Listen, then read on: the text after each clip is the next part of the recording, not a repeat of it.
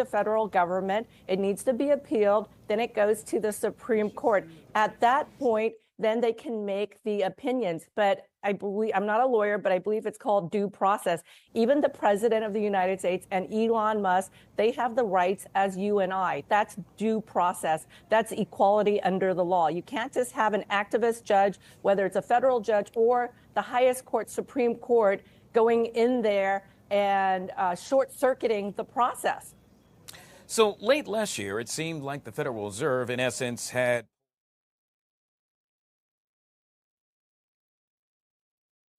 session. Now we know that with regard to the Federal Reserve, the inflation rate yet again threatened. I'm curious your take on all of that. Yes, it's highly unusual. And the Federal Reserve, I believe, may have some bias. During the election, they were lowering the Fed rates to possibly favor the Democratic Party and Kamala Harris. So they may be playing around with the interest rates. We need to look into that.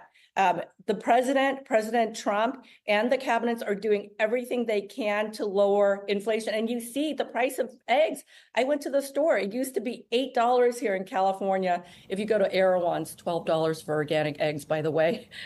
I love Erewhon, $20 smoothies. But now the price of eggs they're back down to $4. The price of gas is back down even in California. So I do believe the president is doing a good job helping to reduce inflation, the cost of energy. It does take time, of course, to bring the production of energy in-house. Tariffs, he's very careful about tariffs. The import of liquid natural gas, the import of energy, oil and gas, until we have it in-house.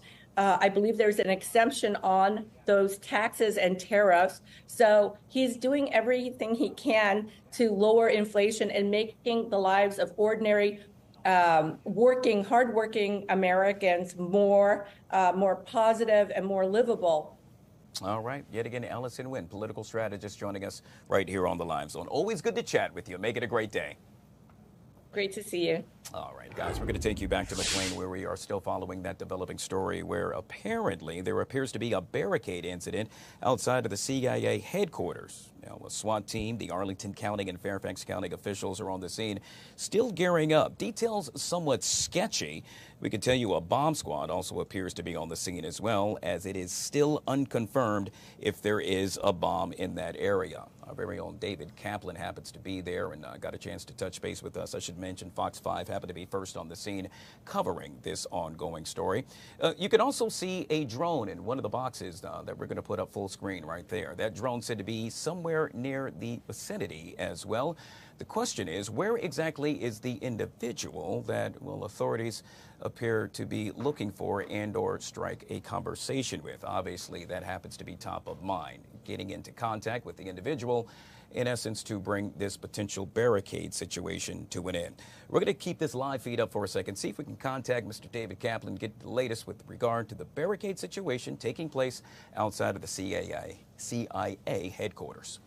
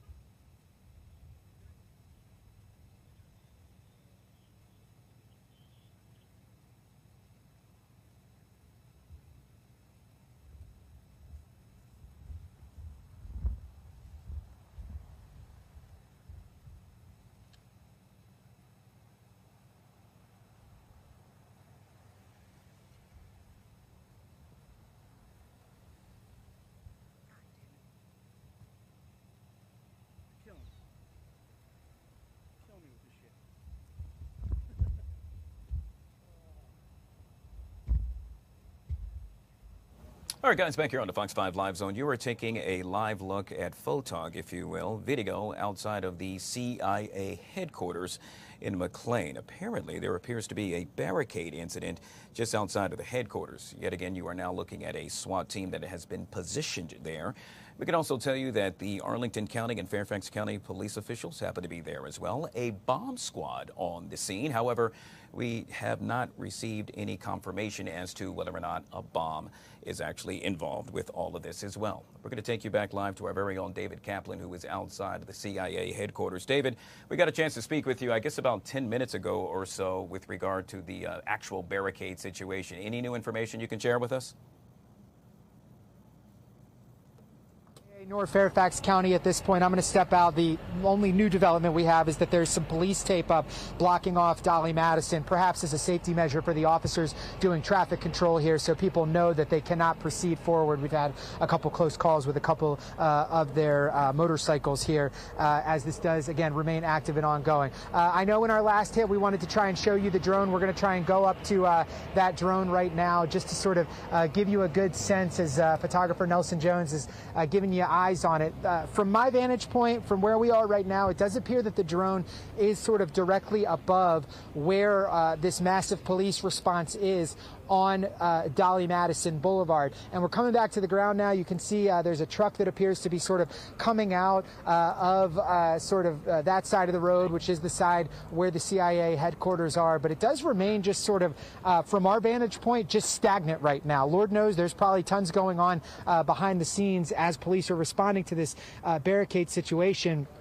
But I can tell you that sort of this buildup of what appear to be SWAT officers kind of standing on Dolly Madison, sort of staging, that does remain. And they're still standing there. And we haven't necessarily seen an incredible amount of activity. There was a second drone in the sky at some point in the last couple of minutes. But other than that, there's just been that one that's been flying there. And other than that, not necessarily much else that is new in these last 10 or so minutes as this response continues. If you're just joining us and kind of missed us at the top of the hour, we do have a crew, another photographer who's on the other side from where we're standing right now.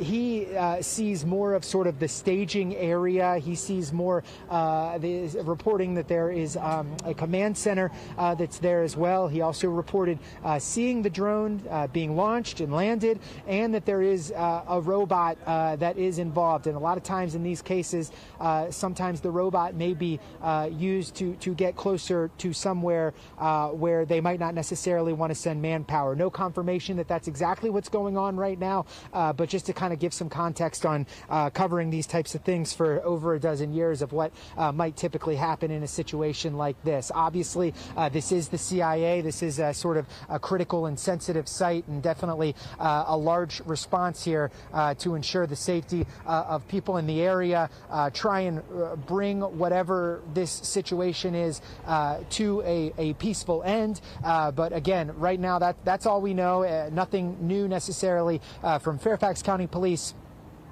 Just calling this a barricade situation, noting the traffic impacts. We have not necessarily heard anything from the CIA at this time. Guy. So David, obviously we got a chance to see the command center right behind you. It appears to be a hurry up and just wait, in essence, wait to find out what is going on with this individual who yet again remains barricaded just outside of the CIA headquarters. There seems to be no sense of urgency also if you take a look at several of the officers that happen to be standing behind you. We can tell, though, that they have high profile and powerful weapons. We've got a chance to see that. You did make mention of several, not one, but two potential drones currently being flown in that area. Got a chance to see a helicopter earlier that happened to be leaving that area. Yet again, the question has to be posed. Any word as to whether or not officials have had the opportunity to make contact with the individual?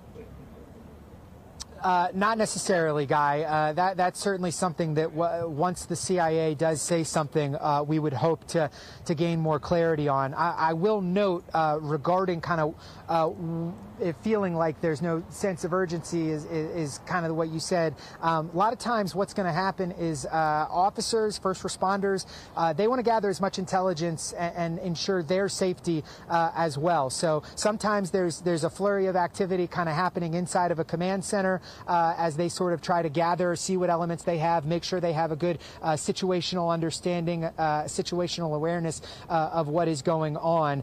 So sometimes that happens, and then you see a little bit more movement kind of on the ground here. So again, don't want to speculate on what exactly is happening right now, but certainly safety is always top of mind here. Containing whatever might be going on is top of mind.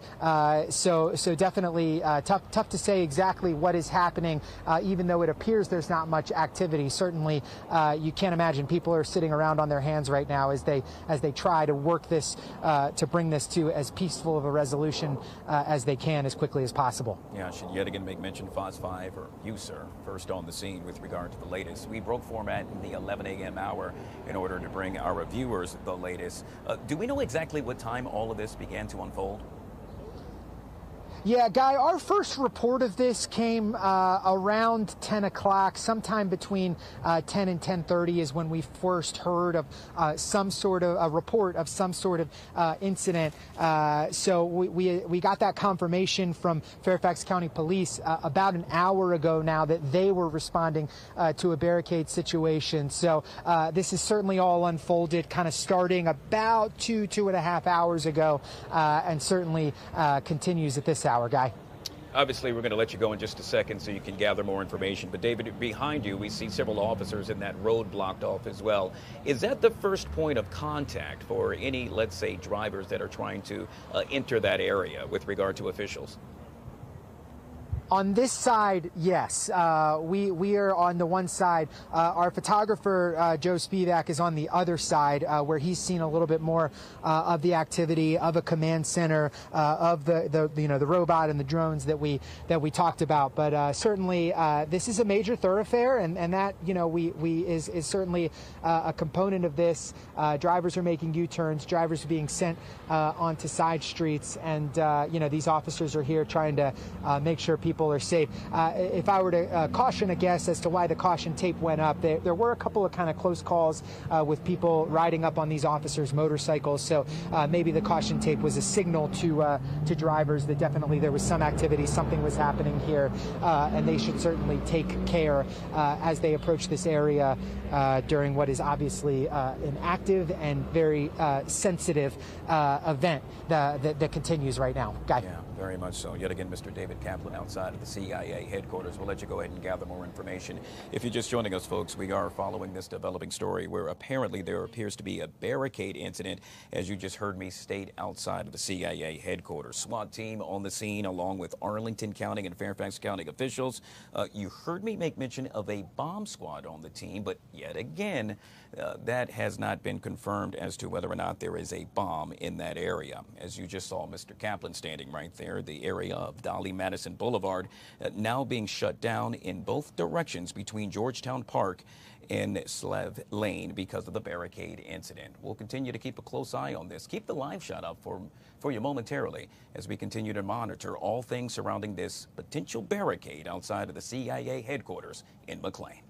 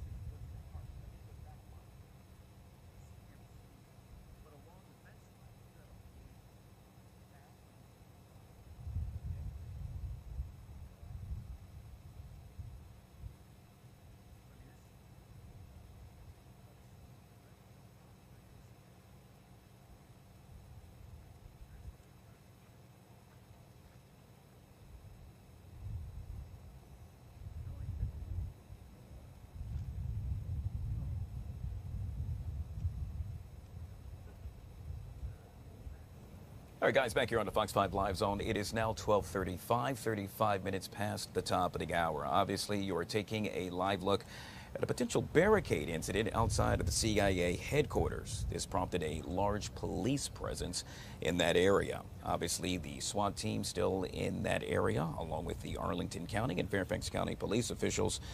We also know a bomb squad happens to be there as well. It is still unconfirmed as to whether or not a bomb happens to be in that area. The portion of that area with regard to the officers you see on the bottom right-hand side of the box on your screen, well, that is now shut down. That is along Dolly Madison Boulevard, and that's where we have our very own David Kaplan, who's gathering the latest information. We plan to touch base with him in just about 4 or 5 minutes or so.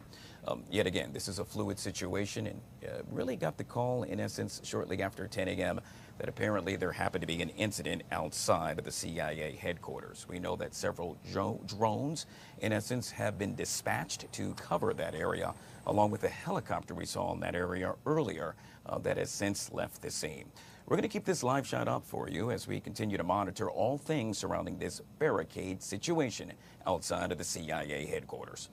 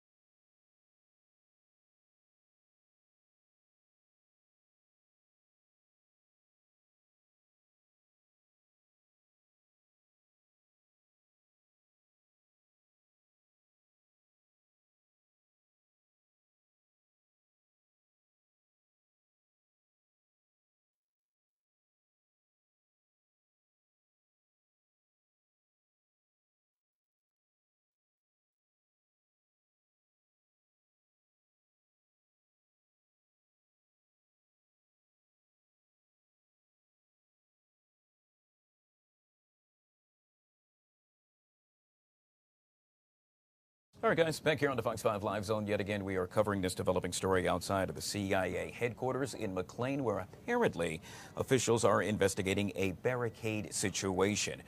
The SWAT team still on the scene, along with the Arlington County and Fairfax County Police Department. As stated earlier, a bomb squad on the scene as well. However, yet again, it is unconfirmed as to whether or not a bomb is in that area.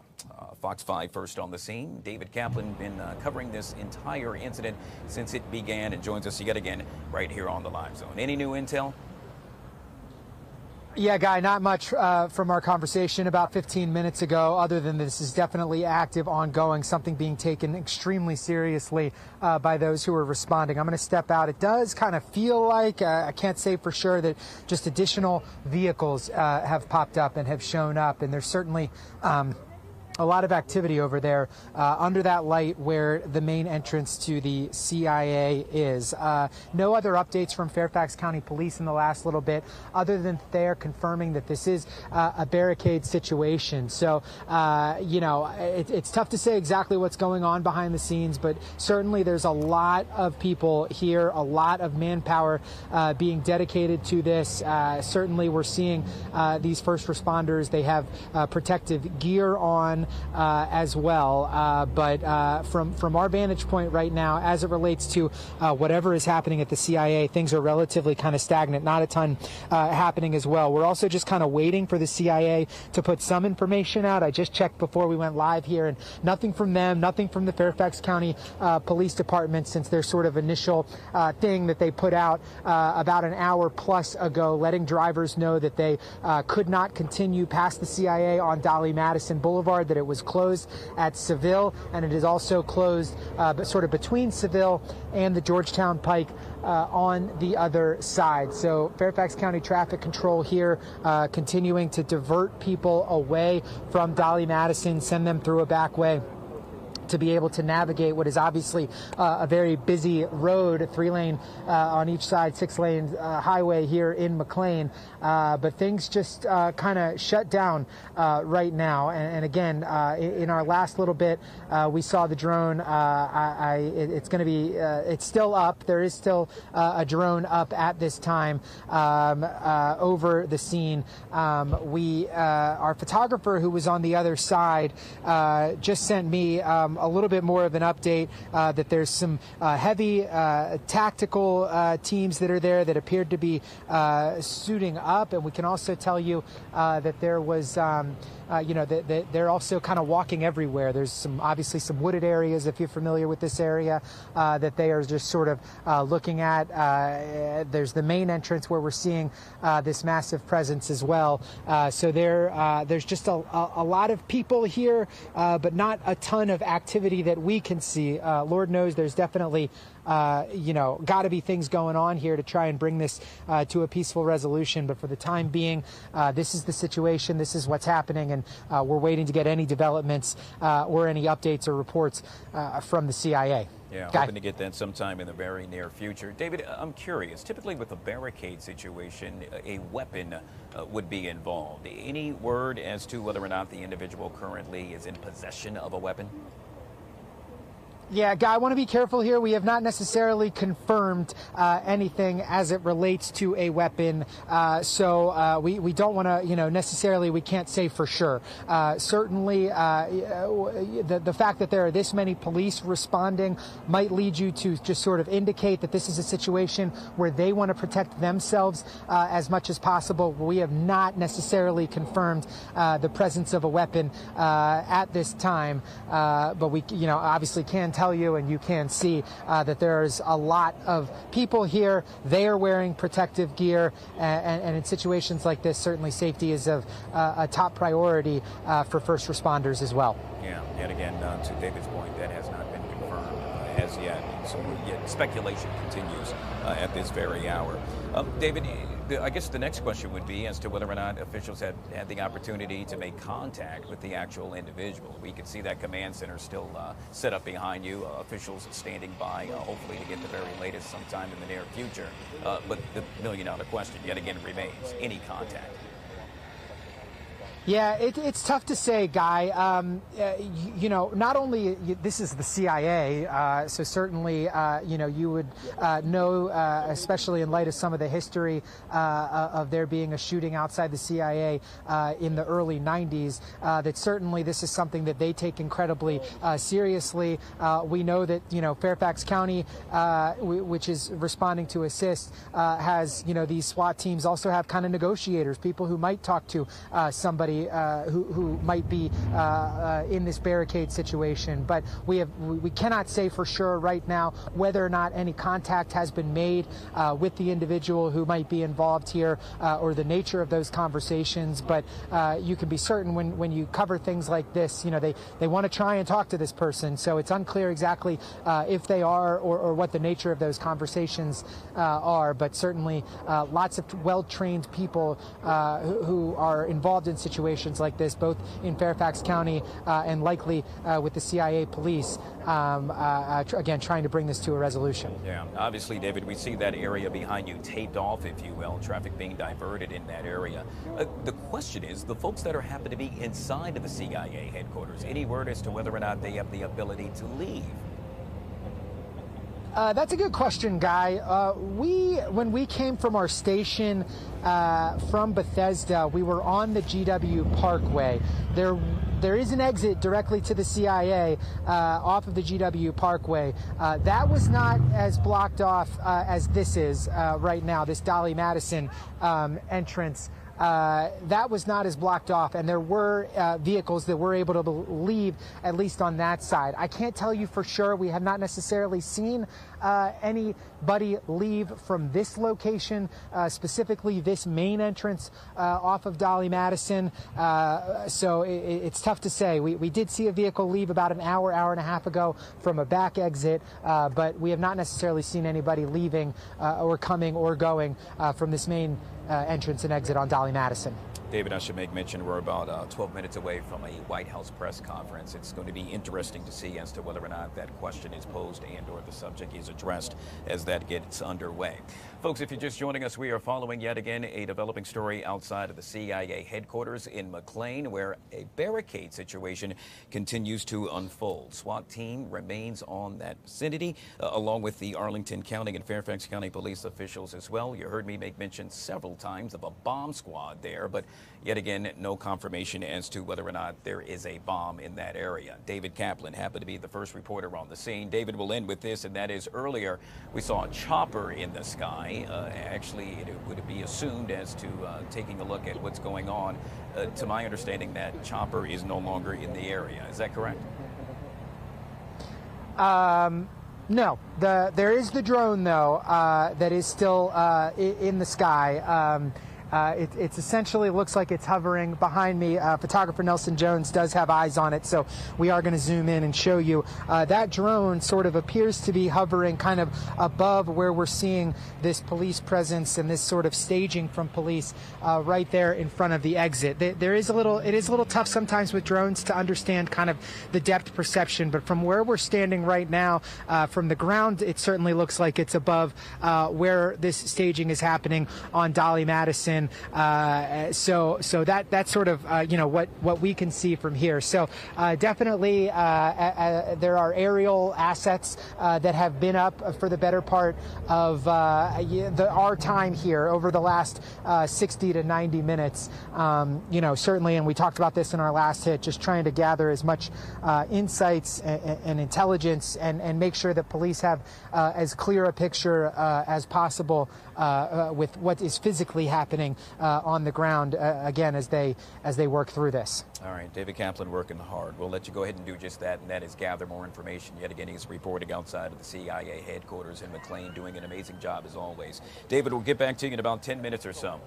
In the meantime, folks, we're going to keep this live shot up for you as we continue to monitor all things surrounding this barricade situation that continues to unfold outside of the CIA headquarters in McLean.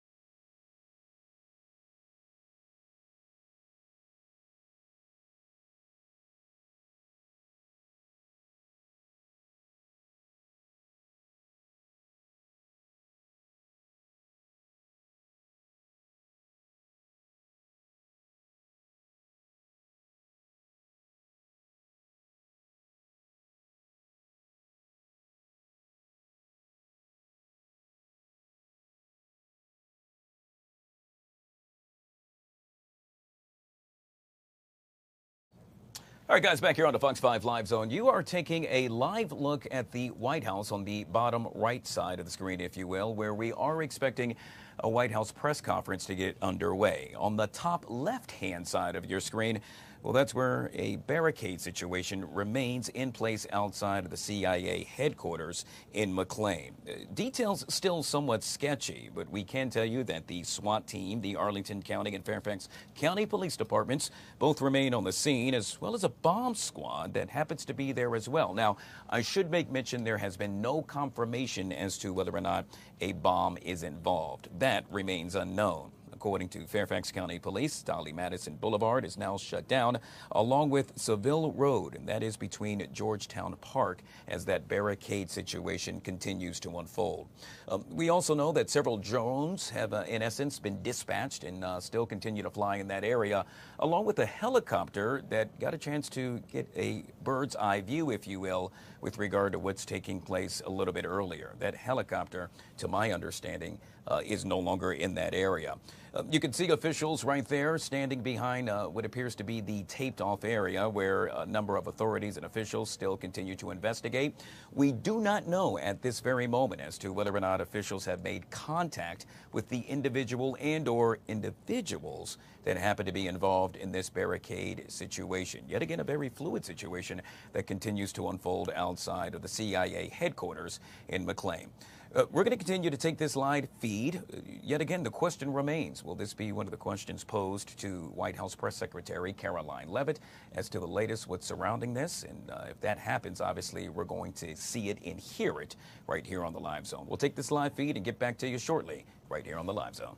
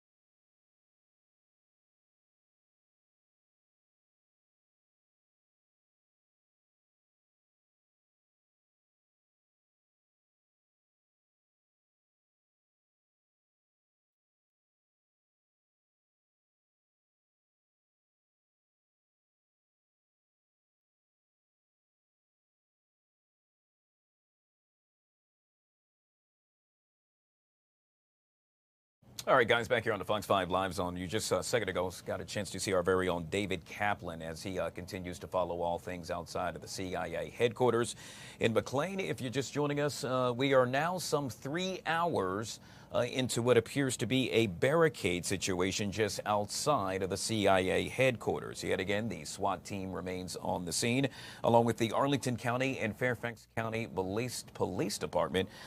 David, I'm curious, with regard to what you have seen thus far and what you have seen unfold, anything new that you can report? Yeah, Guy, not necessarily since the last update. I'm just checking my phone to see if Fairfax County has put anything else out. The answer to that is no right now. So the latest information from them is what we've been sort of telling you about for the last couple of hours, that there's a response to some barricade situation at the CIA headquarters. It is very clear that it is still active and ongoing and has not been resolved. But, you know, you can guess that work is being done to that end to try and bring this to a peaceful resolution. But it has not happened yet. So this sort of holding pattern from our vantage point certainly continues. Photographer Nelson Jones is just giving you another look here on Dolly Madison Boulevard at just what we can see from our vantage point. Certainly looks like we're seeing several police vehicles, SUVs that do remain here. The primary kind of location that they've been staging is right outside sort of the main entrance on Dolly Madison Boulevard. A little bit ago, we could kind of see some staging of a bunch of men, people, officers wearing protective gear. Looks like we can see a few of them still, but it's just sort of unclear exactly kind of what the nature is of what's going on exactly right now. So, from the barricade perspective, we're certainly waiting for something from the CIA, hoping that we get some information and some insights from them sooner rather than later, but certainly just fair to say that work continues to bring whatever this situation is to some sort of peaceful resolution. As for the just traffic perspective, we're just giving you a look here. Seville, Dolly Madison Boulevard between Seville and the Georgetown Pike does remain closed. That is obviously the location of the main entrance to the CIA campus at this time. We've been kind of telling you over the last kind of hour of news that there's been a drone up in the air.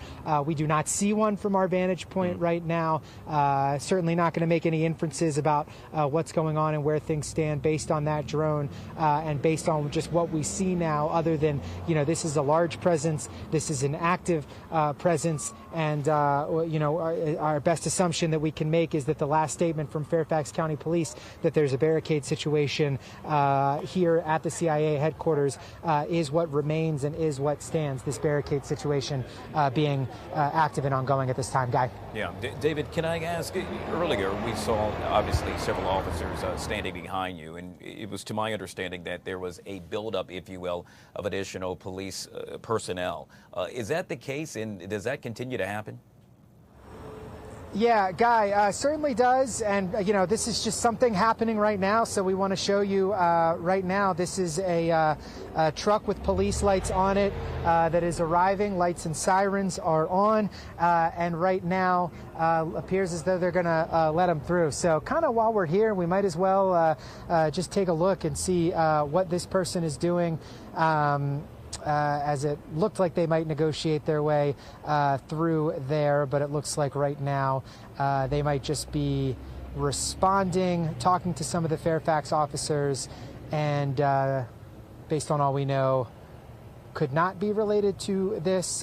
Certainly not sure exactly right now, but even this alone just kind of speaks to the sense of what's going on here, just any development that we can find as we are obviously now seeing this car go through. So I can also tell you, since we've been here, the drone is back up in the air, and you can see that that car just drove through the tape and is making its way. So, what will this vehicle do? Will it, post up behind some of the cars that are already there? Will somebody get out? It's entirely might be too difficult to tell exactly where this truck is going or its significance and import to whatever is going on right now. I've just kind of come up to the right so I can keep my eye on it.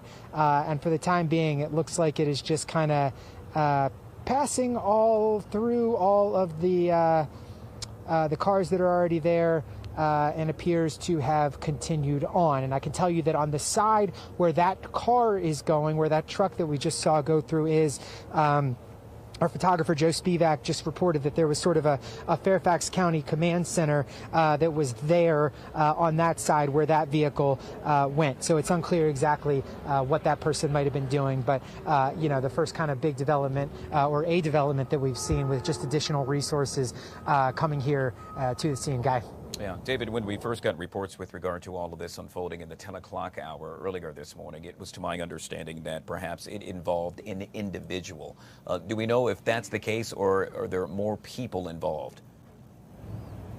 I wouldn't want to speculate on that for the time being, Guy. So we're just going to kind of go with the fact that Fairfax County is calling this a barricade situation at this time. So certainly what I would say is the fact that this sort of staging is happening here would lead you to believe that there is some containment about what's going on. We're not necessarily seeing, a flurry of cars racing up and down.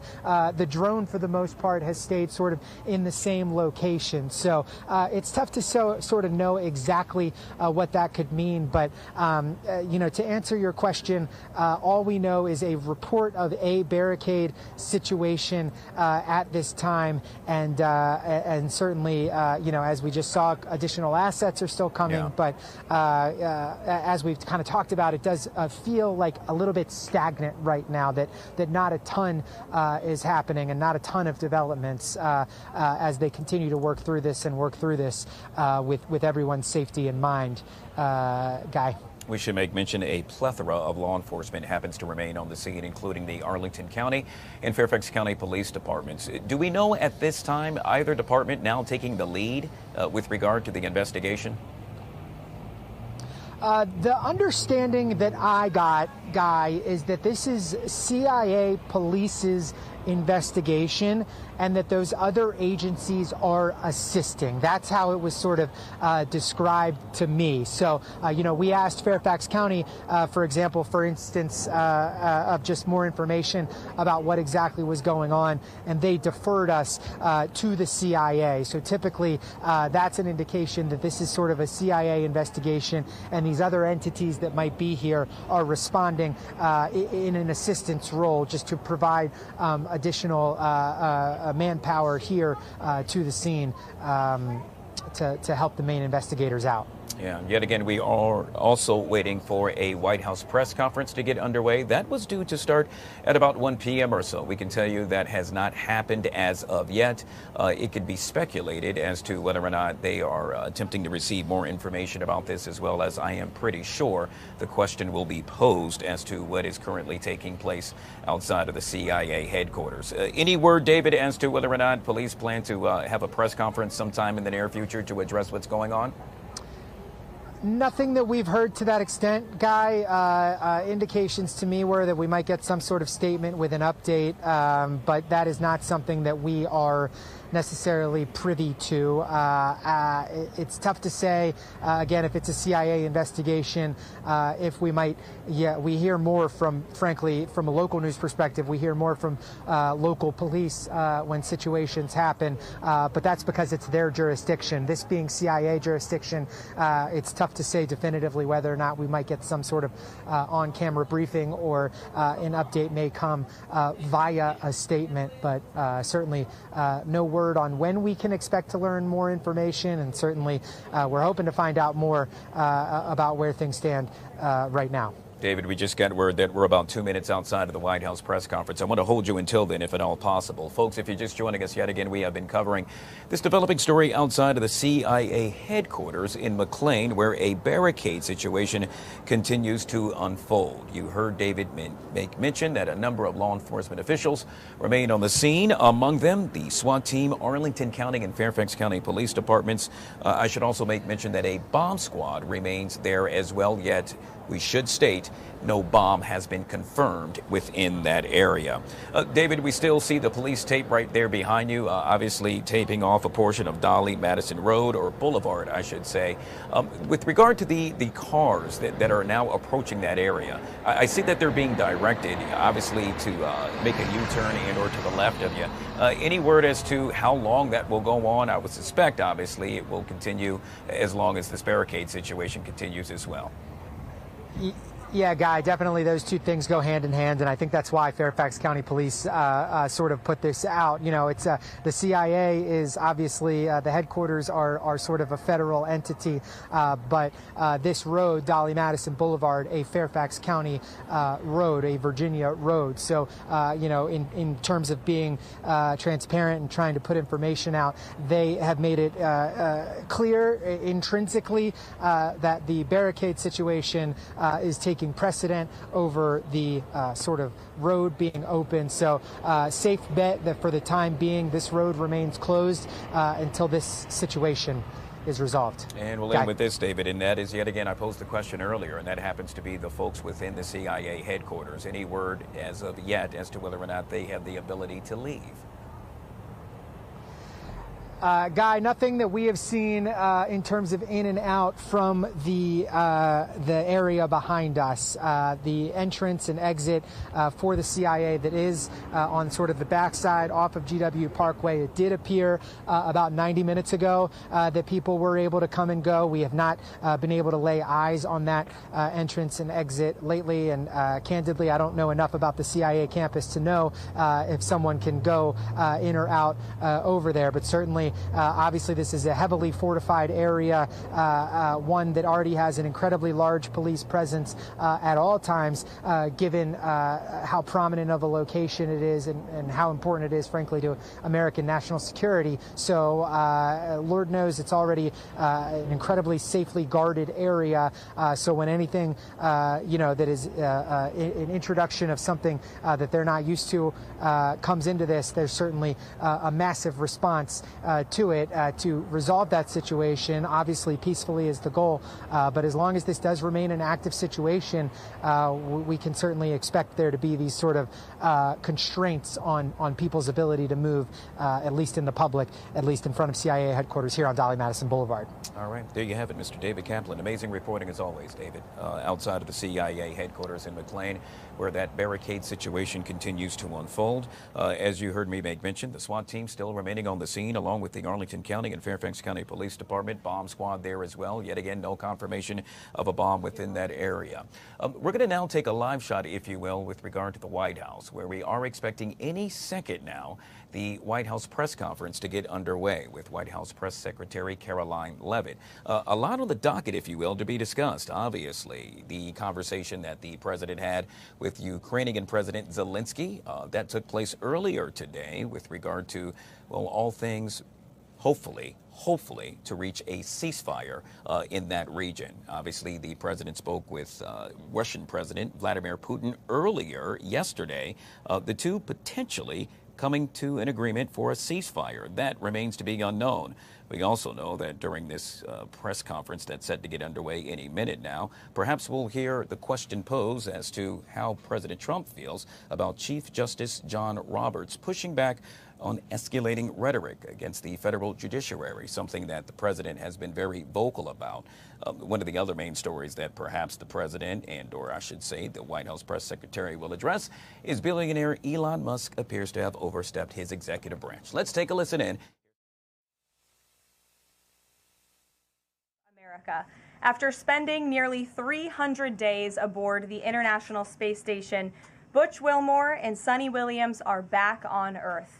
These two incredible astronauts were only supposed to be up there for 8 days, But because of the Biden administration's lack of urgency, they ended up spending 9 months in space. Joe Biden's lack of courage to act boldly and decisively was a big reason why Butch and Sunny did not make it back until yesterday. But President Trump doesn't waste time.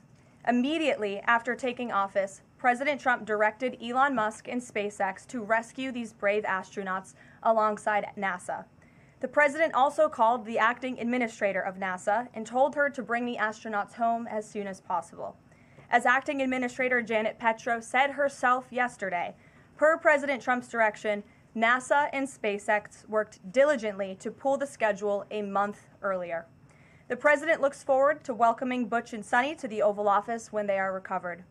This historic mission brings new meaning to President Trump's promise to always look out for the forgotten man and woman. On another important matter, yesterday, President Trump and President Putin spoke about the need for peace and a ceasefire in the Ukraine war. Both leaders agreed this conflict needs to end with a lasting peace and also stressed the need for improved bilateral relations between the United States and Russia. President Trump also spoke with President Zelensky this morning to align both Russia and Ukraine in terms of their needs and requests. As President Trump has said repeatedly, the precious lives and money that both Ukraine and Russia have been spending in this war would be better spent on the needs of their people. This terrible conflict would have never started with President Trump in charge, but he's determined to end it once and for all. President Trump also promised maximum transparency and a commitment to rebuild the trust of the American people and our intelligence community. Part of that promise was to fully release previously classified records related to the assassination of former President John F. Kennedy, and he made that happen yesterday. This historic release consisted of approximately 80,000 pages of previously classified records that are now published. The records are available to access either online at archives.gov/JFK or in person, accessible to the American people at the National Archives in College Park, Maryland. Records that are currently only available for in-person viewing are being digitized and will be uploaded in the coming days. On another note, positive economic data continues to pour in, showing the immediate impact of President Trump's pro-growth agenda. After suffering a steep decline in the final year of the Biden administration, the manufacturing sector came roaring back in February. Industrial production surged in February, these are new numbers, 3 times at a greater 3 times rate than the expectations to its highest ever recorded level. And President Trump's laser focus on massive deregulation and unleashing our domestic energy industry is leading to stabilities for Americans' bottom lines. As Newsweek summed it up today, gas prices are plummeting under President Trump. And the Trump administration continues to make American communities safer through our ongoing mass deportation campaign of illegal alien criminals. Yesterday, FBI Director Kash Patel announced the agency captured another fugitive from its 10 most wanted list, securing the extradition of Francisco Javier Roman Bardeles, a key senior leader of the brutal MS-13 gang. And the brave men and women of ICE also arrested a number of dangerous aliens across the country in recent days. You will see them on this screen. ICE San Francisco just arrested a citizen of Guatemala convicted of sexual battery. ICE New Orleans arrested a citizen of Ecuador convicted of rape in Suffolk County, New York. ICE Atlanta arrested a citizen of Mexico convicted of assault by strangulation. ICE Dallas arrested a citizen of Mexico convicted of assault with a firearm and rape with a foreign object. And ICE Houston arrested a citizen of Guatemala convicted of indecent sexual contact with a child in Texas. These are heinous criminal alien monsters who the previous administration allowed to flood into our country. And every time President Trump and this team deport one of them, our country becomes safer. Finally, before I open it up to questions, I want to tout how successful our efforts have been in filling out President Trump's administration. There have been a record number of 281 Senate confirmed nominations already, with another 280 in process. Here at the White House, OPM and GSA, we have filled 100% of the total number of slots. And this is a record number of placements in the first 58 days of any administration, and a testament to the caliber and the sheer quantity of talented people who want to work for President Trump to make America great again. Here in our new media seat today, we have Katie Pavlich. Katie is the editor of townhall.com, which is a subsidiary of Town Hall Media. It's a leading conservative news and opinion outlet based right here in Washington, D.C., with writers and journalists reporting around the country. Last year, Town Hall Media had 60 million unique users and 1.4 billion page views, with a broad reach on a number of social media platforms. With that, Katie, please kick us off. Thank you, Caroline. Really appreciate it. Sure. Thank you. So given the back and forth with this U.S. District Judge and the administration's use of the Alien Enemies Act, does the president plan to send new and additional flights of Venezuelan gang members, now designated as foreign terrorists, from the U.S. to El Salvador or elsewhere? Can Americans expect to see those flights sometime soon? Americans can absolutely expect to see the continuation of the mass deportation campaign that has been successfully led by this president, Secretary of Homeland Security Kristi Noem, and also our Secretary of State, Marco Rubio. Since you brought up the judges, I would like to point out that the judges in this country are acting erroneously.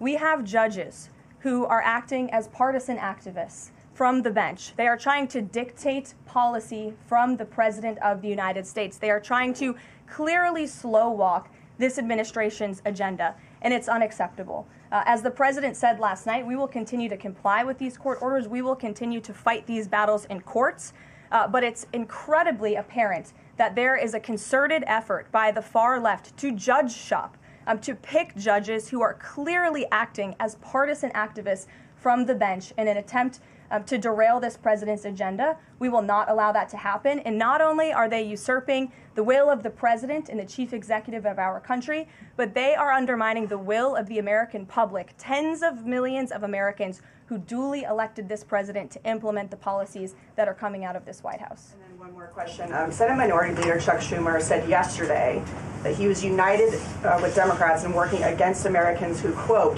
their attitude is, I made my money all by myself. How dare your government take my money from me? Or I built my company with my bare hands. How dare your government tell me how to treat my customers? What is the president's response to this, given his upcoming tax agenda and need to work on Capitol Hill? Well, we certainly hope that Democrats all of a sudden are for more money in the pockets of the American public. The president has made it incredibly clear that he is committed to tax cuts. He is committed to passing a big reconciliation package later this year, ending no taxes on tips, taxes on overtime, no taxes on Social Security for our hardworking seniors. And we encourage everybody on Capitol Hill to support that when it comes to the finish line, especially Democrats who clearly need a boost from the American public right now. Their approvals are at an all-time record low. Thanks for being with us, Katie. Garrett. I have one other question, but I want to follow up on Katie's question, actually. You said the mass deportation campaign would continue, but she asked about the flights specifically. Will those flights to El Salvador continue while this case is being appealed? We don't have any flights planned specifically, but we will continue with the mass deportations. And I would just like to point out that the judge in this case is essentially trying to say that the president doesn't have the executive authority to deport foreign terrorists from our American soil. That is an egregious abuse of the bench. This judge does not have that authority. It is the opinion of this White House and of this administration, and that's why we're fighting this in court. And it's very, very clear that this is an activist judge who is trying to usurp the president's authority. Under the Alien Enemies Act, the president has this power, and that's why this deportation campaign has continued. And this judge, Judge Boasberg, is a Democrat activist. He was appointed by Barack Obama. His wife has donated more than $10,000 to Democrats, and he has consistently shown his disdain for this president and his policies, and it's unacceptable. Right where I wanted to go about the idea that these people are all foreign terrorists, but Judge Boasberg was originally appointed by George W. Bush and then elevated by Barack Obama. I just feel like I should clear that up. Well, let me just say something to that effect, Garrett. 67% of all of the injunctions in this century have come against which president? Donald J. Trump. Let me say that again. 60% of the injunctions by partisan activists in the judicial branch have come against President Donald Trump, and 92% of those have been from Democrat-appointed judges. This is a clear, concerted effort by leftists who don't like this president and are trying to impose or slow down his agenda. So, given that, do you think it's a good use of Congress's time and the president's political capital try to impeach and remove a federal judge, which would take 67 votes you're unlikely to get in the Senate? Well, look, the president has made it clear that he believes this judge in this case should be impeached. And he has also made it clear that he has great respect for the Chief Justice John Roberts. And it's incumbent upon the Supreme Court to rein in these activist judges. These partisan activists are undermining the judicial branch by doing so. We have co-equal branches of government for a reason, and the president feels very strongly about that. Jackie. What options does the president have to, he says he's going to follow court orders. He wouldn't defy a court order, but he's raised these concerns about these judges acting in such a partisan way. What option does he have to ensure that his agenda continues to move forward while this is ongoing and the judges appear to be trying to just block and delay and impede? Well, you're right. They are trying to block, delay, and impede. This is lawfare. The president is no stranger to it. He faced it in his campaign, and this is a continuation of the lawfare that President Trump faced as a candidate, and he's now unfortunately facing as a president. Clearly, these partisan activists in the judicial branch didn't get the memo on November 5th when the American people overwhelmingly re-elected this president to continue with mass deportations. So White House counsel and the Department of Justice are working on this. They're appealing these cases, and we will continue to use the full weight of the White House counsel's office and the president's team of lawyers to fight this in court, because we know we will win, even if we have to go all the way to the Supreme Court. One more on TDA. Andy McCarthy said in an interview with Hugh Hewitt, he certainly agrees with what the president is trying to do with the Alien Enemies Act, but he's not sure that the law is completely on his side. He cites some previous Supreme Court rulings dealing with enemy combatants in wartime, says that even they have a challenge or a right to challenge their detention in court. He raised concern also that while TDA has been designated as a terrorist organization, these individuals hadn't been prosecuted for terrorism. So my question is, will the president ask Congress potentially to declare war on these cartels for the invasion that he's talked about so that he's on stronger legal footing? Well, we absolutely disagree with the legal opinion of the individual that you mentioned. We would not have moved forward with this if we didn't believe the president. This was within the president's executive authority to continue with this mass deportation effort under the authority provided to him under the Alien Enemies Act. And when you read the act, as I did last time at the podium, a predatory incursion is absolutely what has happened with Tren de Aragua. They have been sent here by the hostile Maduro regime in Venezuela, and the president, immediately upon taking office, designated TDA as a foreign terrorist organization. And under this act, it is within the president's authority to deport these terrorists. And anybody trying to defend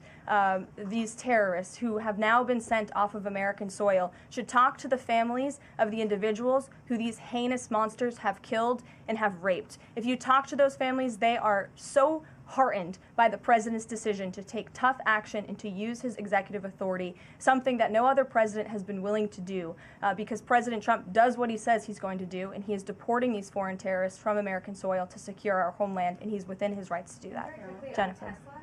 Very quickly on Tesla, there's a website that's trying to dox Tesla owners across the country and saying they're only going to take down personal information when people show that they've sold their cars. What's the administration going to do about that?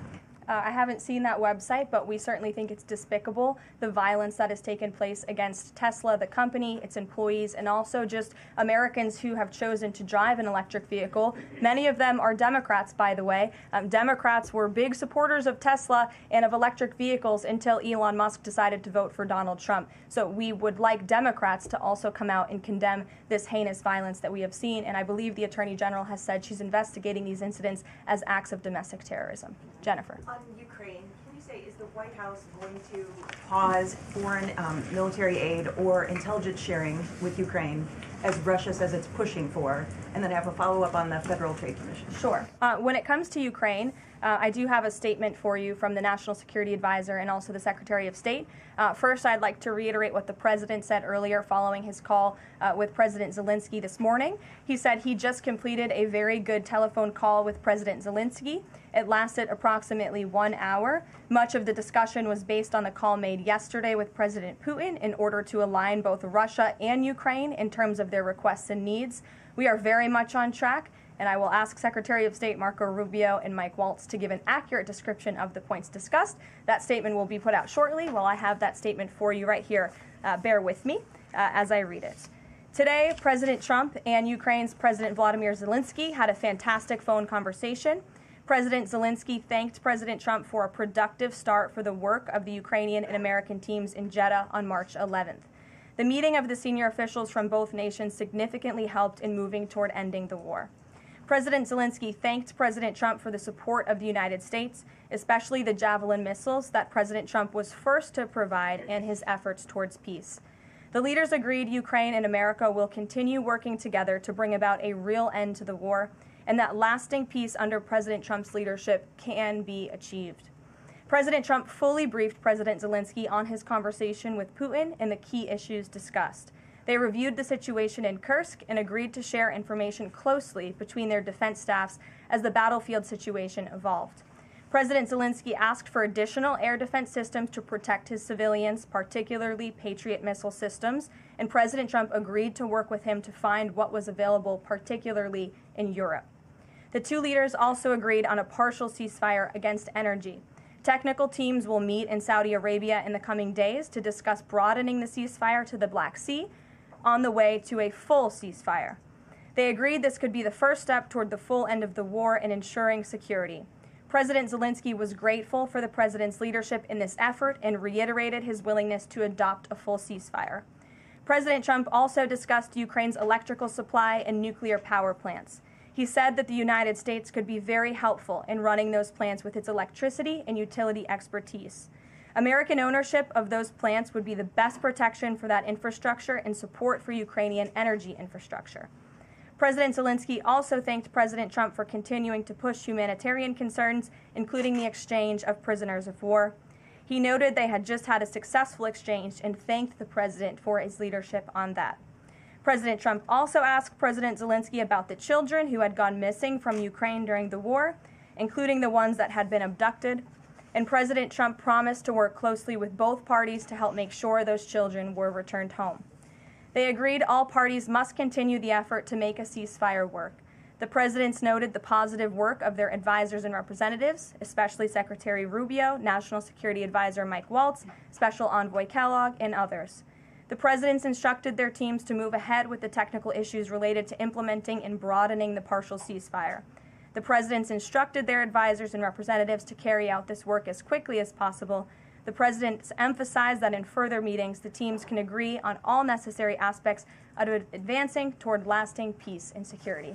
That is a lengthy statement that was just given to me, so thanks for bearing with me. Our office will, of course, provide this after. And as you know, as I just pointed out in the statement, the president's team of negotiators and national security experts will be heading to Saudi again later this week to continue working on and ironing out the details. But I would just like to emphasize we have never been this close to peace, and it's only because of President Trump that we are here. I think a couple of years ago, as you all reported on the war, it was incomprehensible to have a partial ceasefire in this conflict. And today, that is true because of the leadership of this president. So they agreed to closely share information between their defense staffs.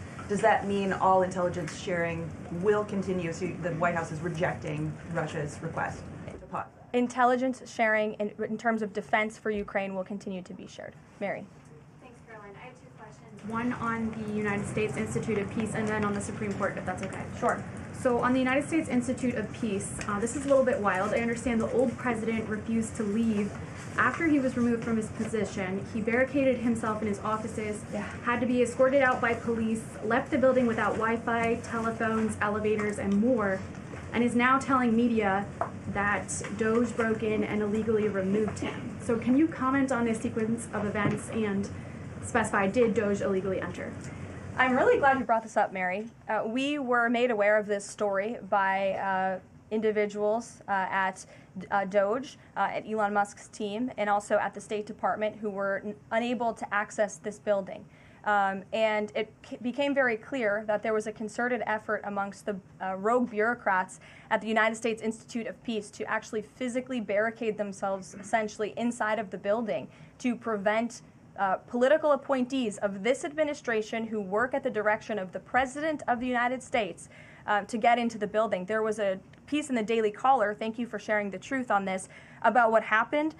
Staff contacted the MPD in an attempt to prevent DOJ personnel from entering. They barricaded the doors. They also disabled telephone lines, internet connections, and other IT infrastructure within the building. They distributed flyers internally, encouraging each other to basically prevent these individuals from accessing the building. I use this to say this is what DOJ and this administration is facing. It's a resistance from bureaucrats who don't want to see change in this city.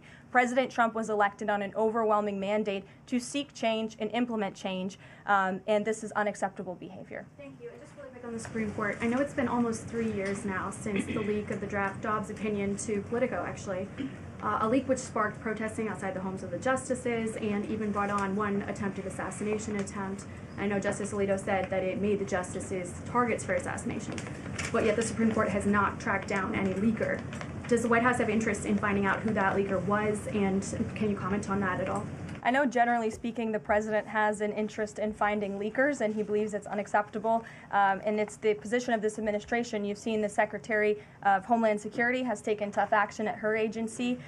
Leaking is unacceptable to this president and to the leaders across the board in this cabinet, especially when it puts people in harm's way. Sure. Thank you, Caroline.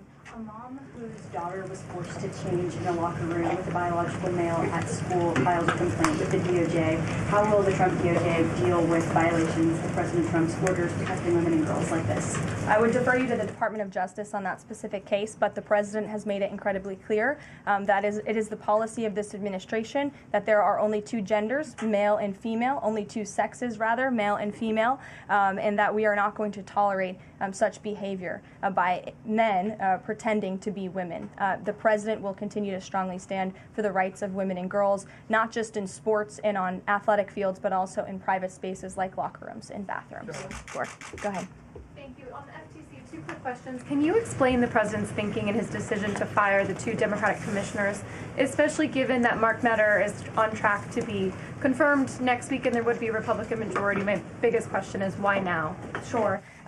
Because the time was right to let these people go, and the president absolutely has the authority to do it. And they were given ample notice in a letter that I believe your outlet reported on. So it pretty much explains exactly why this administration chose to let those individuals go. Is the ultimate goal to get this to the Supreme Court to try to overturn the 1935 precedent? The goal was to let these individuals go. If we have to fight it all the way to the Supreme Court, we certainly will. Rachel.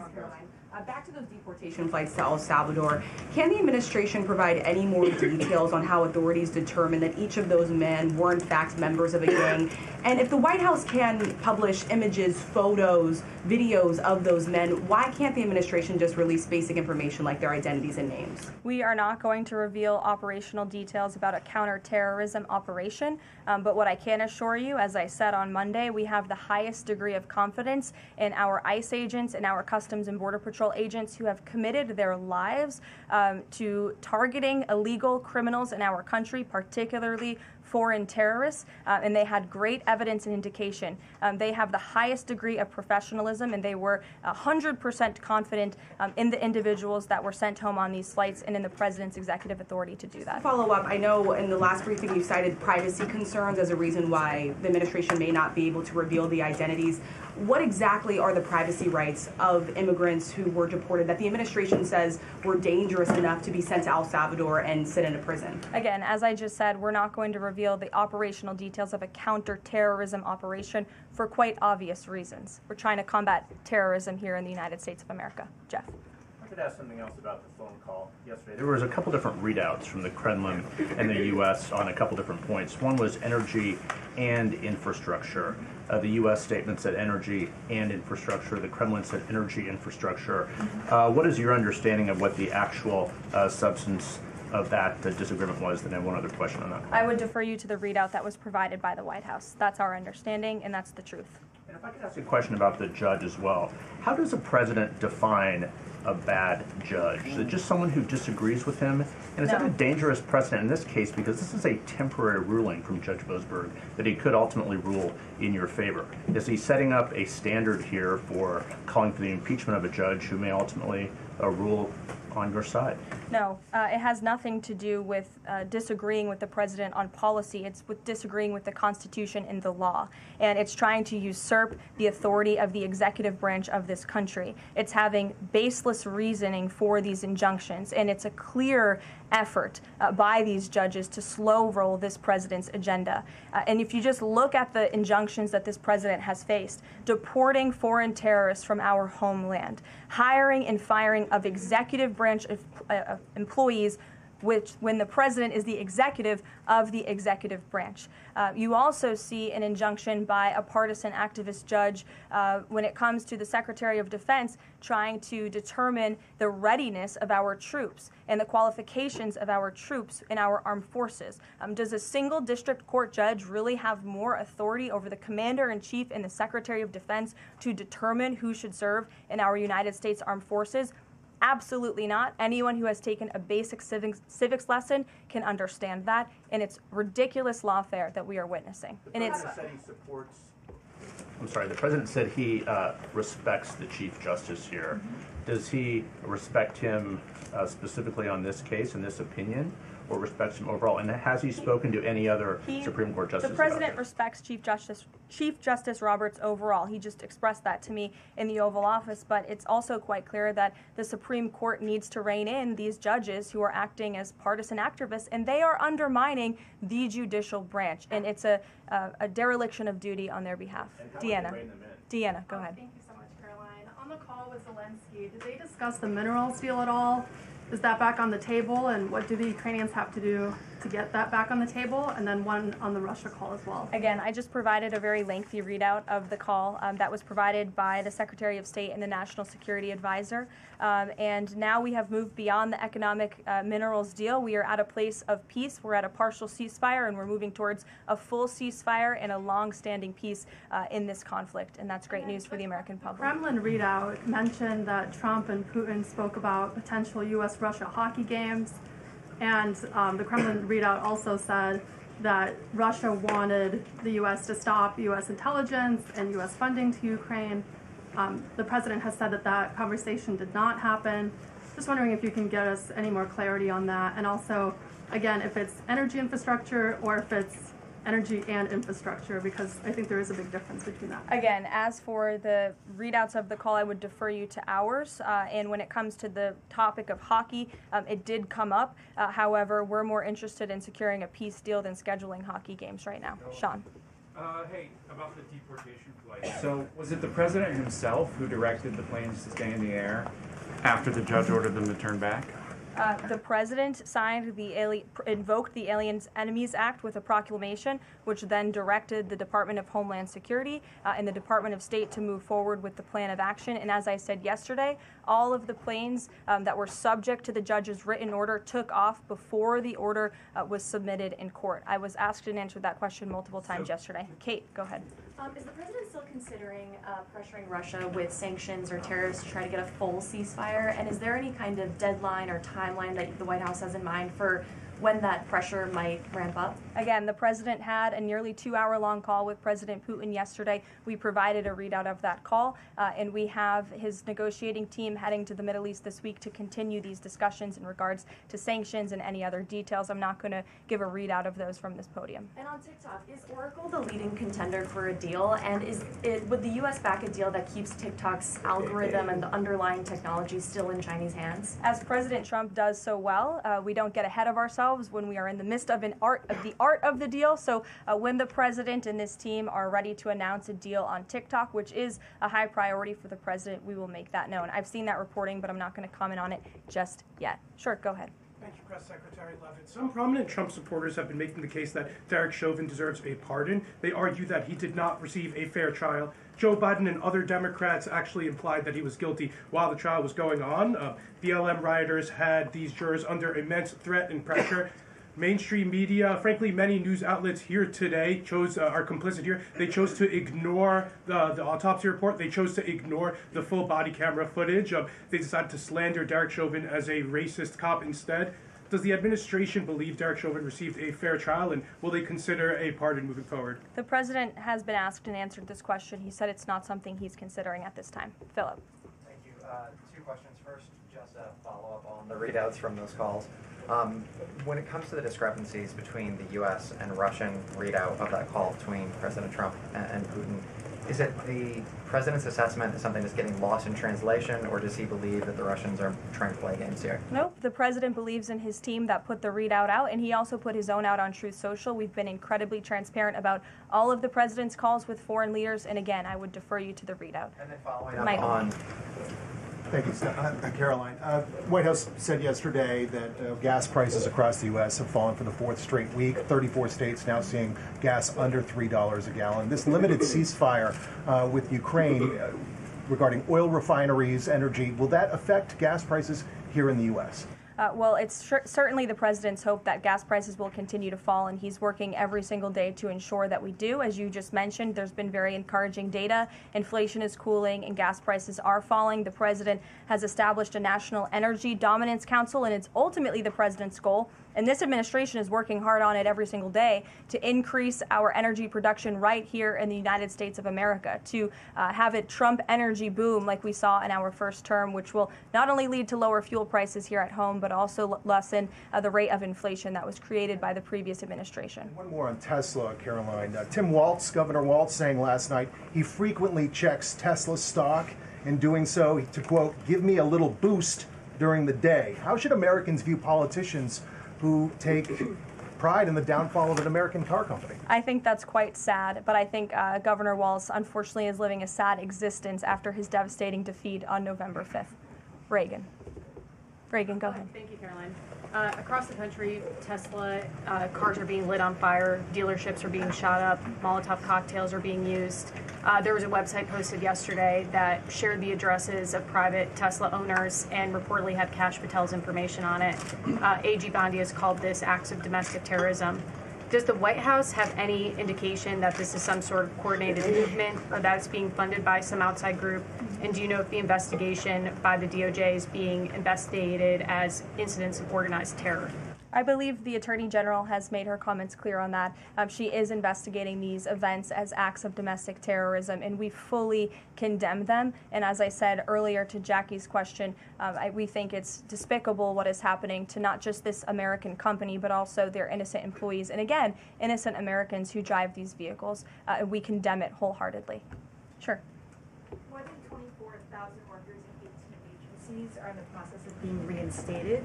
What is your message to these workers, and can you assure them they won't be fired again as the administration directs agencies to do more layoffs? Well, the administration is complying with the court's order. Again, as I have spoken about repeatedly, we think it's despicable that we have judges acting as judicial activists, partisan activists, trying to dictate who the President of the United States, the executive of the executive branch, can hire and fire. We have never seen anything like this. We are fighting this in court, and we will continue to fight it all the way to the Supreme Court if we have to. And as for federal employees, it's been the very common sense position of this president and the administration that bureaucrats here in Washington, D.C. need to show up to the office just like the rest of America. Middle-class Americans, from doctors to business owners to teachers to law enforcement officers, have to show up to their offices every single day. And the president has made it a clear priority that people in this city have to do the same. And we are also continue to be committed to reducing the scale of our workforce and to reducing the size of our federal bureaucracy here in Washington, D.C. to save taxpayers' money. Annie, go ahead. Thanks so much. In the statement that you read, you referenced the president's interest in helping return Ukrainian children to their parents and to their families. There's an organization that provides intel and information about those children that their aid has been cut. It's a Yale University program that used foreign aid. And I'm curious if, as part of this new thinking with Ukraine, that aid might be unfrozen. I have no updates about that or that specific program at this time. Karen. Just to follow up on your answer to the question on the minerals deal, you said that the White House has moved beyond the minerals deal. What does that mean? Is that no longer on the table? Nope. It means the minerals deal was that first set of framework that you all saw in that very public meeting with President Zelensky and President Trump in the Oval Office. We are now focused on a long-term peace agreement. As you know, on that deal or that meeting between President Zelensky and President Trump, the Ukrainian president at the time wasn't talking about a greater peace deal. We are now at that place where we are talking about that. So we've moved beyond just the economic minerals deal framework, and we're looking at a lasting ceasefire. Right now we're at a partial ceasefire, but again, the president is sending his highly skilled, intelligent, and experienced team to Saudi Arabia later this week to continue fighting for peace in this conflict. And I would just reiterate one more time, we have never been closer to peace than we are today. Thank you very much, everybody. We'll see you later. All right, guys, there you have it. White House Press Secretary Caroline Leavitt addressing a number of topics. Started the conversation with regard to celebrating the return of the astronauts. She then spoke about President Trump speaking with Ukrainian President Zelensky, saying that they had a definite, fantastic conversation, as she put it. She said that Zelensky thanked Trump for helping to move the ceasefire forward. Obviously, the war between Ukraine and Russia continues. Well, according to Caroline Leavitt, both Ukraine, President Trump, and President Vladimir Putin will continue to work forward to making sure a ceasefire gets underway. As we continue to follow one of the other top stories right here in the nation's capital, well, just outside of the nation's capital, in this case happens to be McLean, where yet again a barricade situation continues to unfold outside of the CIA headquarters. This started earlier this morning, I believe in the 10 o'clock hour or so. The CIA now releasing a statement, as you can see it right there, stating, quote, there is an ongoing incident that law enforcement is currently responding to outside CIA headquarters. Additional details will be made available as appropriate. Yet again, this statement being released within the past hour or so by officials there. Our very own David Kaplan has been there throughout the afternoon. I should make mention Fox 5 was first on the scene to cover all things surrounding the CIA barricade. We're going to continue to have continuous coverage throughout the afternoon. Of course, when we sign off in about 3 minutes or so, you'll be able to continue to watch on Fox Local Mobile, the YouTube, and fox5dc.com. We're going to keep this live shot up for you. Come back in about a minute or so as we wrap up right here on the Live Zone.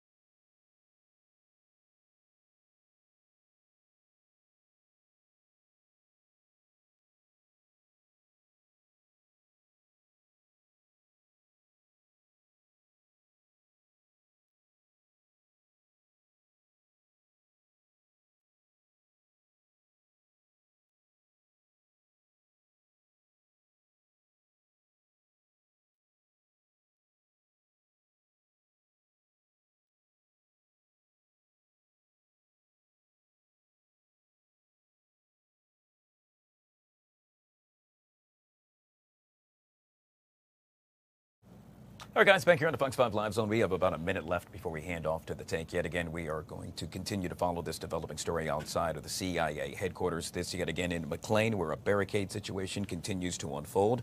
We can tell you that the SWAT team, Arlington County and Fairfax County officials still remain at the scene. We also know that a bomb squad remains there as well. However, there was no confirmation as to whether or not a bomb happened to be present. This got underway, I believe, within the 10 o'clock hour earlier today. Fox 5 first on the scene. Our very own David Kaplan has been there throughout the afternoon and will continue to cover this throughout the remainder of the day. Obviously, you can continue watching this, the latest developments, on our Fox Local mobile app, along with YouTube and fox5dc.com. On behalf of my producer, Remy, I'm Guy Lambert. That just about does it for us. We're back here tomorrow at 12 noon right here on Fox 5. The Take coming up now. It is 2 o'clock on a Wednesday, and we've got the this beautiful middle of the week. So let's get right to it. Let's bring in our Homa Bash here with me today. You know what that means. It means trouble. Crazy crew is right. Like, we really do. You hit the nail on the head. These two are something else. So let's go right up to the balcony. At least for today, I'm going to give him some love. And that's only because he has my Gators winning March Madness. Cam Rogers, y'all, is here in the house. And donned in blue herself, the Diva Chef, Elise Harris. Come on down, Elise. We're going to leave Cam in